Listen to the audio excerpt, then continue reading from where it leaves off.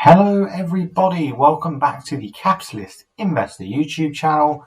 My name's Ben, and on today's video we're going to be talking about whether Crowdstrike is a buy position, whether I would be adding this position to my portfolio. Now those of you that follow me currently on Twitter will know a little bit of a sneak preview of this video. And if you're not already following me on Twitter, I would suggest that you do so. I will leave a link to my Twitter page in the description below.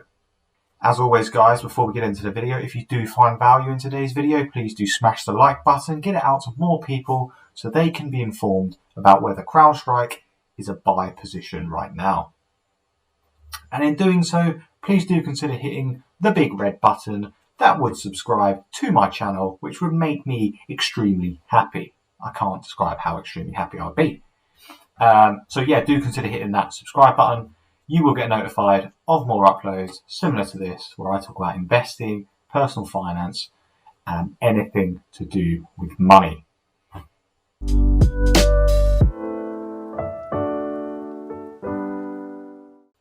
Anyway, guys, that being said, you are currently joining me in the Simply Wall Street app, where I'm going to talk through the Crowdstrike Holdings account that's on here, and I'm going to sort of talk around different points, add my point of views on there, and really help you guys understand whether this is a buy position.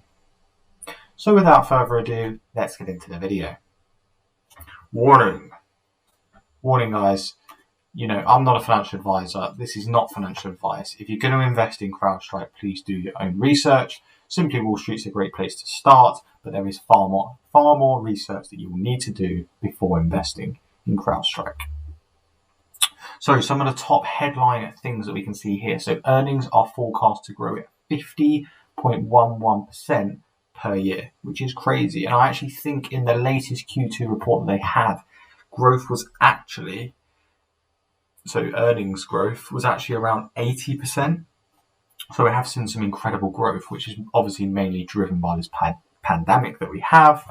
And obviously cybersecurity is key to that. And actually, I should probably take a step back and tell you what Crowdstrike do first. So yeah, as it says on the screen, Crowdstrike provides cloud-delivered solutions for next-generation endpoint protection, and they cover the United States, Australia, Germany, India, Romania, and where I'm from, the United Kingdom.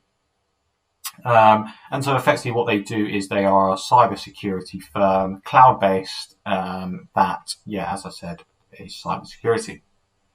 So nothing too complex, although it is actually more complex than you and I would probably imagine.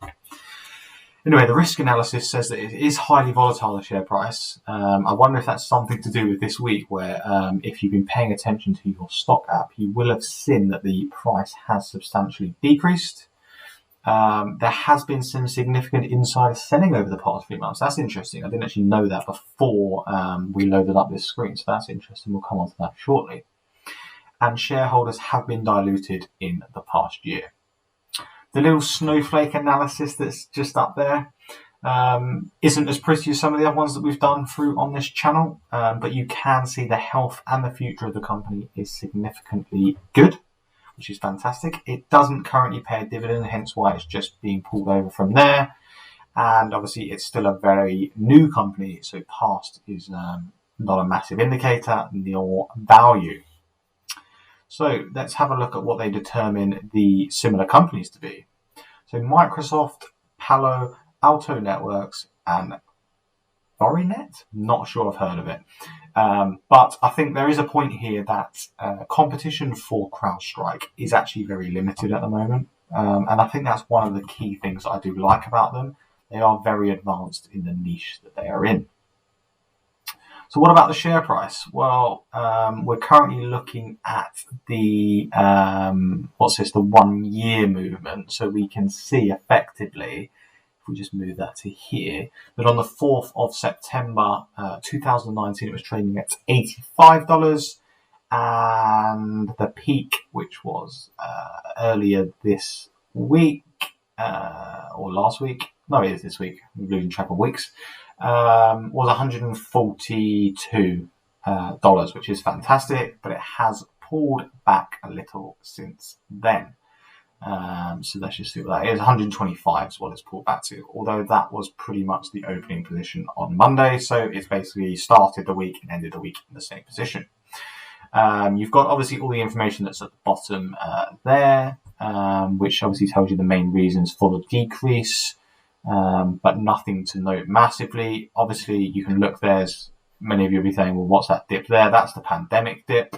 That's all we're going to refer to it as from now on. And obviously, it's just ploughed on from that point onwards. Looking at the 7-day return, it is 5.5% return for Crowdstrike, and the yearly return is 64.8%. So, guys, this would be a growth stock, not a dividend stock. And as most of you know, I am more favoured towards my dividend stocks, but Crowdstrike I do think is an innovator and a growth stock, so hence why it's made it onto this list to be reviewed.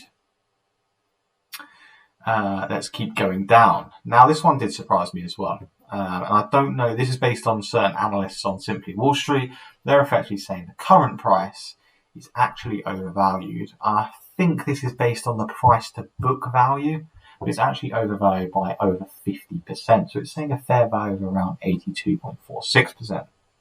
Although, guys, it is worth noting that growth stocks do struggle, particularly on this valuation, because they're growing at such a speed.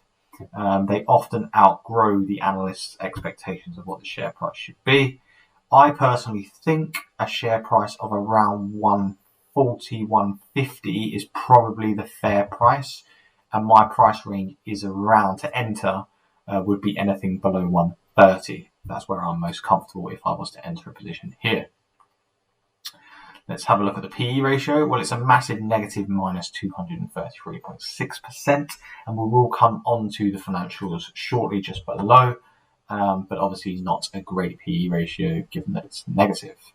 Can't have a PEG ratio because it's negative, but we can look at the price to book ratio, which I think is driving that value up above, which is 34.7%. And that will mainly be driven due to this huge increase that we've seen over the past 3 months. Future growth expected at 50%, which is pretty mad. What I do like to click on just here is the free cash flow. So obviously the free cash flow at the moment was negative, but it did actually go positive in April and has continued in July, which has just been reported. And then obviously you've got the forecast for it to just continue to grow up as well, with earnings starting to be positive. They actually are still negative until 2024, but that doesn't worry me. This is a growth stock, so that, you know, that steep incline of revenue is what we like to see, and then obviously the earnings start to catch up. Obviously, it's a software-based, so it's a service, and therefore, you know, eventually the earnings will start to catch up once all this research development, all of this initial growth costs start to be absorbed. We then obviously see the earnings and profits start to increase massively. Yeah, so not much really to say here, I guess, that I haven't already covered. 50% growth forecast is fantastic. And earnings per share forecast, obviously, to be positive once we get those positive earnings in 2024. Obviously, it's a growth stock, so we've seen past performance not being great, but I don't think it's that bad, given it's still relatively new and it's still growing. It's only hovering around 100 million loss on earnings, so not massively, upsetting. And cash from operating expenses, obviously, they're drilling in lots of startup costs and things, growth costs through here, so not positive until that, until this year, actually. Let's skip on ahead and have a look at the financial health of the business. And those 6 green ticks give you a little indication of how good this company's financial position currently is. So 2 green ticks here that says that the short-term assets can cover both the short-term liabilities and the long-term liabilities, which is fantastic. Especially for a growth stock where typically they might load up on a lot of gearing and therefore a lot of debt.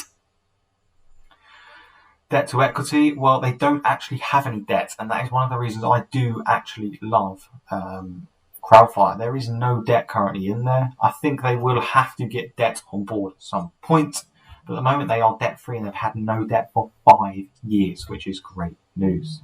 We can look at the balance sheet and how fantastic it is.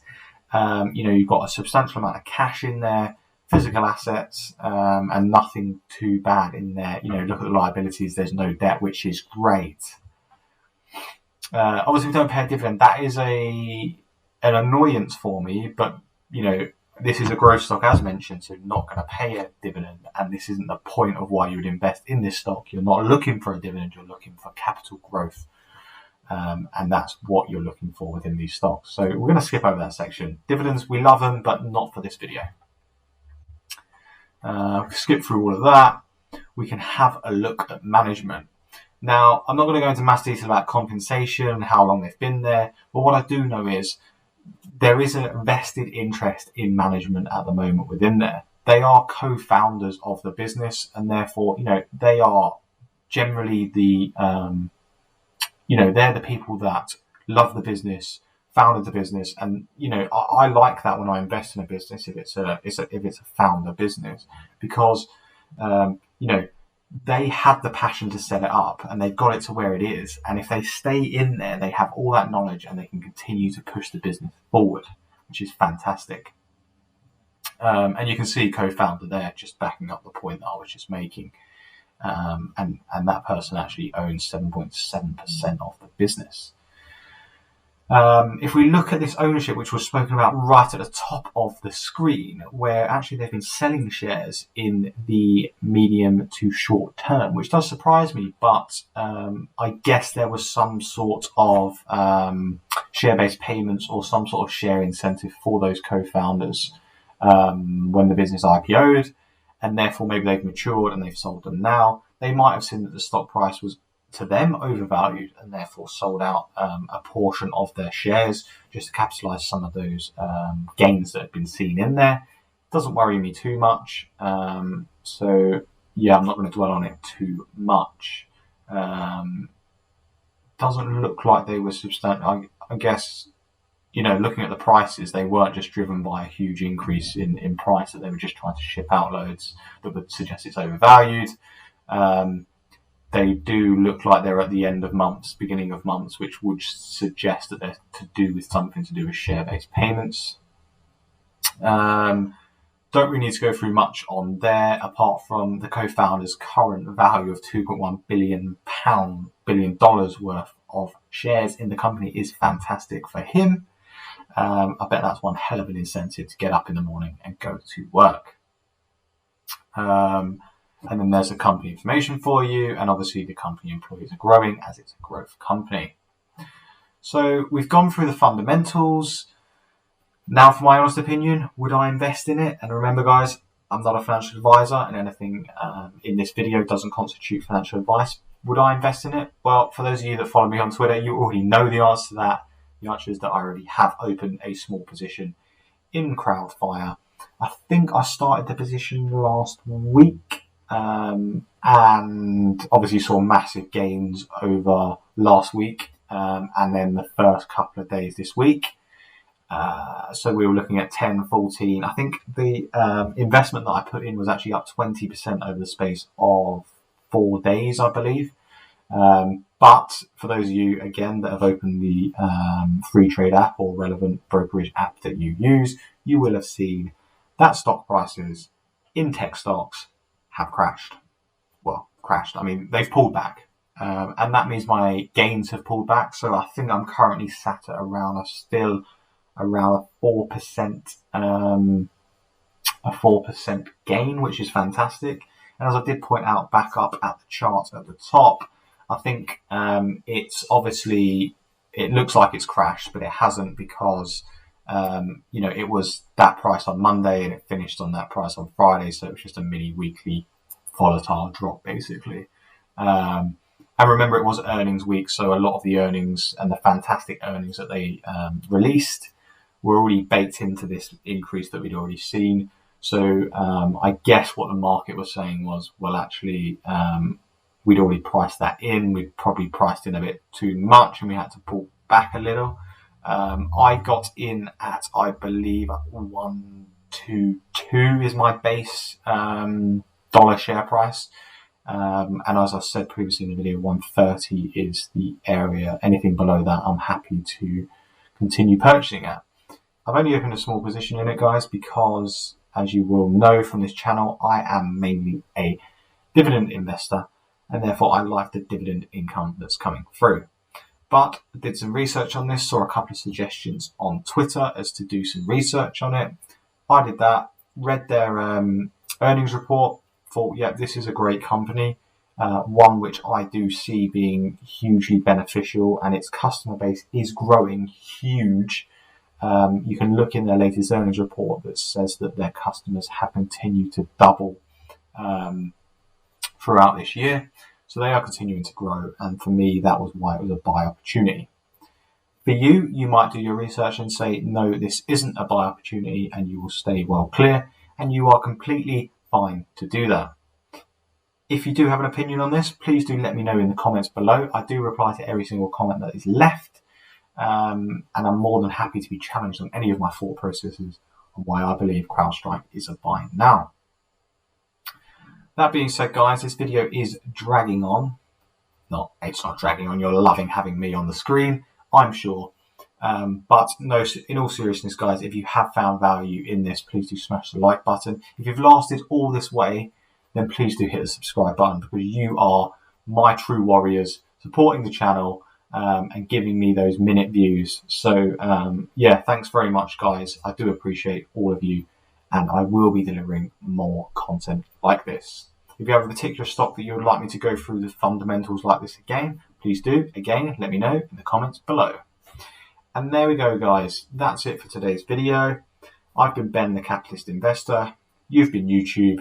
Until next time, peace.